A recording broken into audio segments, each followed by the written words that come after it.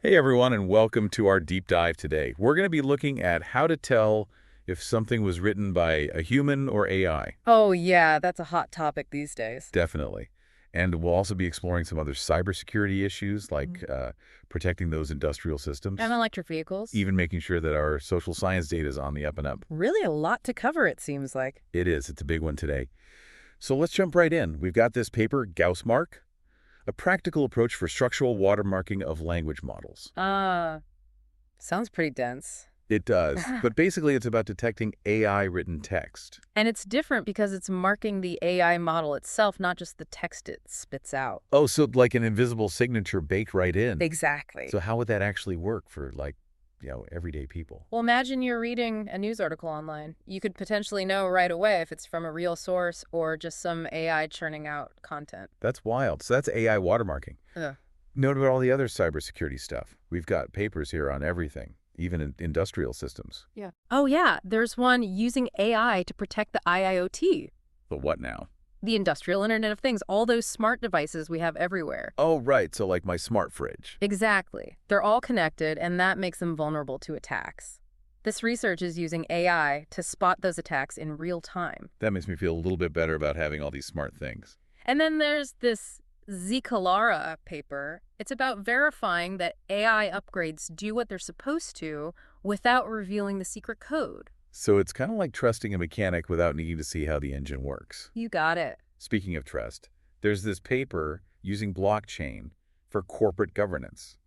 Absolute governance, they call it. Sounds intense. Well, they used it in a real company, and it helped reduce overbilling by 2%. Less wasted money. I like the sound of that. It's all about transparency. Blockchain makes it much harder to cheat the system because it's an unchangeable record. Okay, let's move on. We got WAF Booster. This one is about web security. Right, it's a tool to protect websites from attacks. Web application firewalls, or WFs, are like those bouncers protecting websites, but they can miss things. So WAF Booster is like a super smart security guard, Yeah, constantly learning and adapting to new threats. which is important because it seems like the hackers are always one step ahead. Always. Oh, and there's research on how people in India are using online security measures like password managers and two-factor authentication. Interesting. So are they using them? They know about them, but convenience often wins out. They tend to prefer those default settings and use password managers for less sensitive accounts. So even if we have the tools, people need to be convinced to use them properly. Definitely. A one-size-fits-all approach to security just doesn't work these days. This is just the start. We haven't even gotten to electric vehicles, computer memory, or social science data. Cybersecurity is everywhere. It really is, and it gets even more fascinating, trust me. Well, hold on to your hats, folks, because we're going deeper in the next part of our deep dive. So, welcome back to our deep dive. We've been exploring all these ways AI can actually help with cybersecurity. It's pretty amazing how it can be both a shield and a sword, right? Exactly. But that means AI itself can be attacked or even used to launch attacks. Okay, now that's a little scary. Is that what this graph rag under fire paper's about? Yeah, so this graph rag thing, it uses these knowledge graphs to make AI smarter, giving it tons of information. Knowledge graphs, huh? Sounds complicated.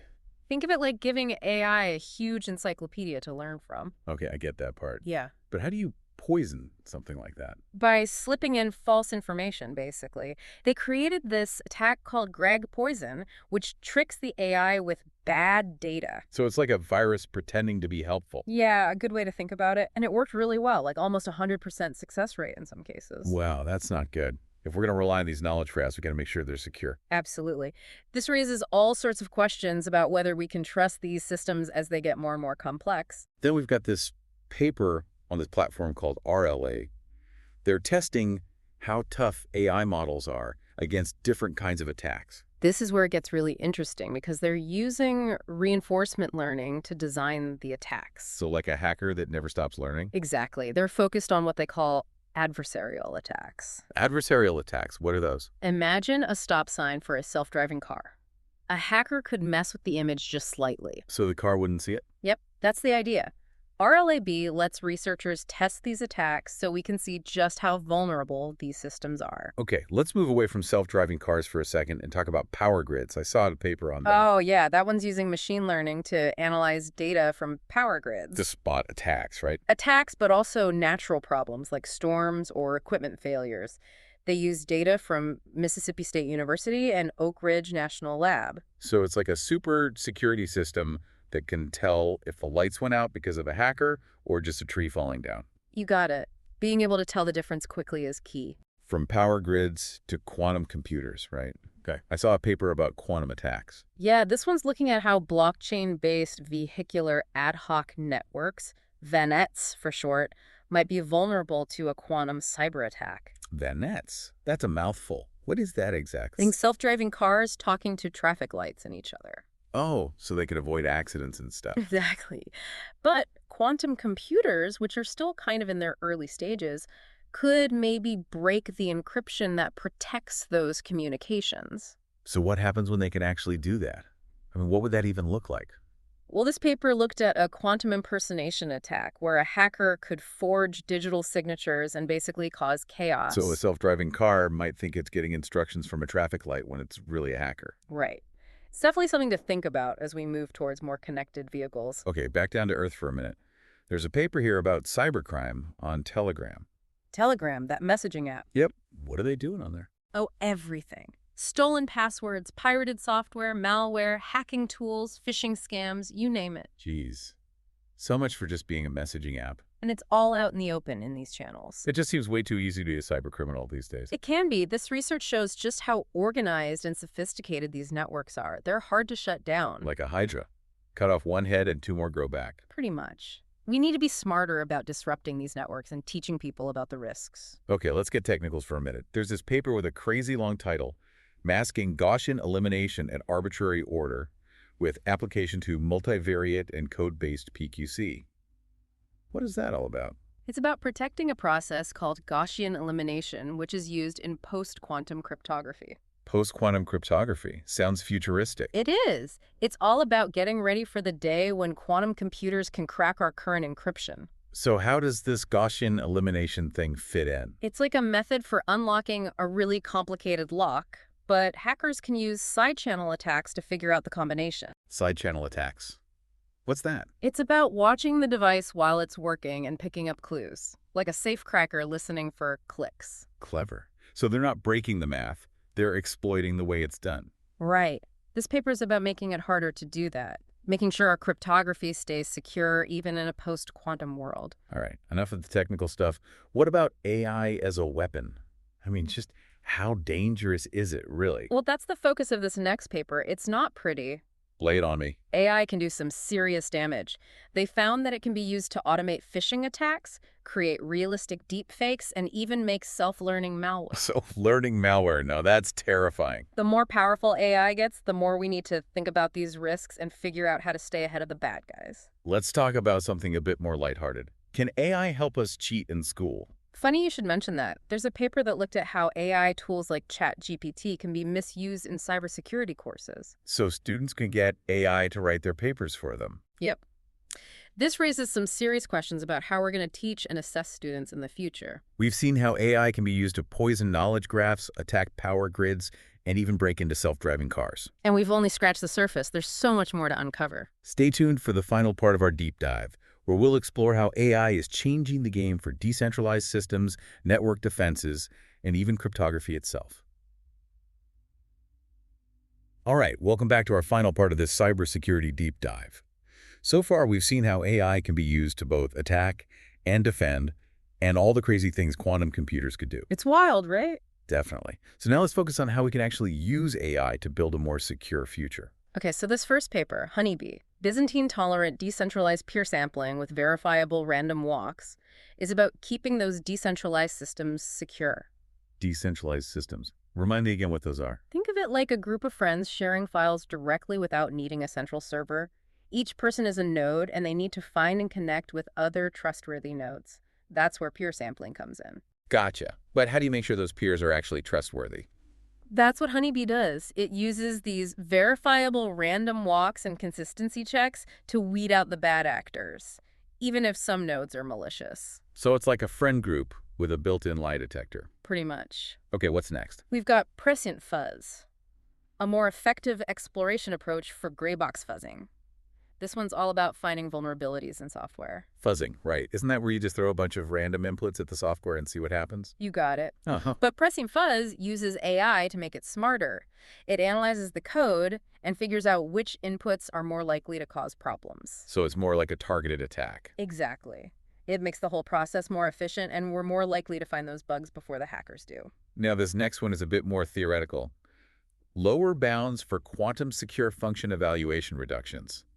It sounds pretty intense. It's about secure function evaluation. Imagine you and I want to figure out our average salary without revealing our individual salaries to each other. Ooh, that's a good one. This paper looks at the limits of doing this kind of calculation securely, even with quantum computers involved. So it's like figuring out the bare minimum security needed for a bank vault in a world where everyone has laser beams. Exactly. It's about setting the foundation for secure, multi-party computation, even in a quantum future. From theory to practice, this next paper, Noisy Data Meets Privacy.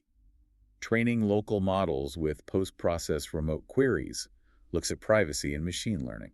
Right. Imagine you've got sensitive data on your phone that you want to use to train an AI model, but you don't want to share the actual data. So can you actually do that? This paper introduces LDPKIT, which lets you do just that. It adds noise to the data in a way that protects your privacy but still allows for accurate training. That's pretty amazing. So you can have your cake and eat it too. It seems like it, especially in fields like healthcare where privacy is so important. Okay, let's talk about backdoor attacks. I saw a paper on that backdoor attack on vertical federated graph neural network learning. Federated learning is all about training AI models collaboratively without sharing the raw data. Like a group of hospitals training a model on patient data without actually sharing those records. Sounds like a good idea. But what's the catch? Well, this research shows how hackers can create backdoor attacks. It's like planting a hidden command in the model that only activates when it sees a specific trigger. So it's like a time bomb waiting to go off. Yeah, pretty much.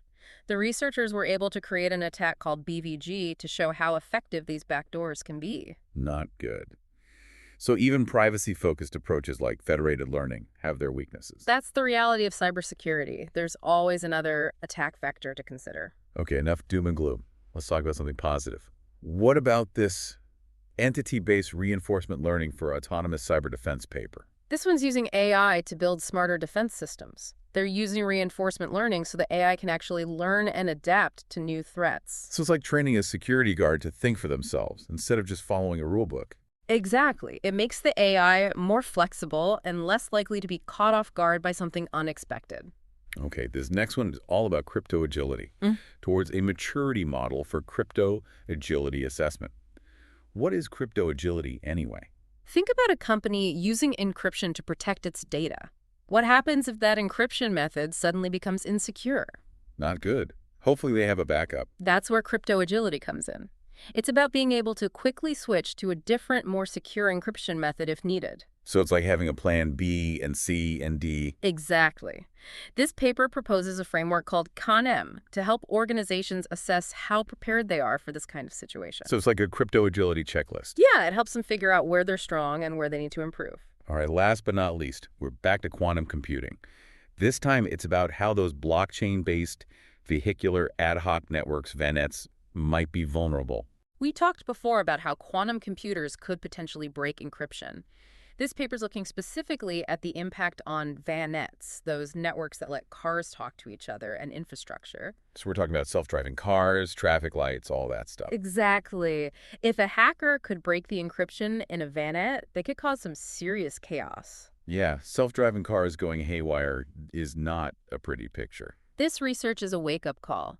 We need to be developing and implementing quantum-resistant cryptography now to make sure these systems are safe in the future. Wow, we've covered a lot today. From watermarking AI to protecting power grids to getting ready for the quantum era, cybersecurity is definitely a wild ride. And it's only getting more complex. But the good news is, the more we know about these threats, the better we can protect ourselves. So stay informed, stay vigilant, and stay safe out there. Thanks for joining us on this deep dive.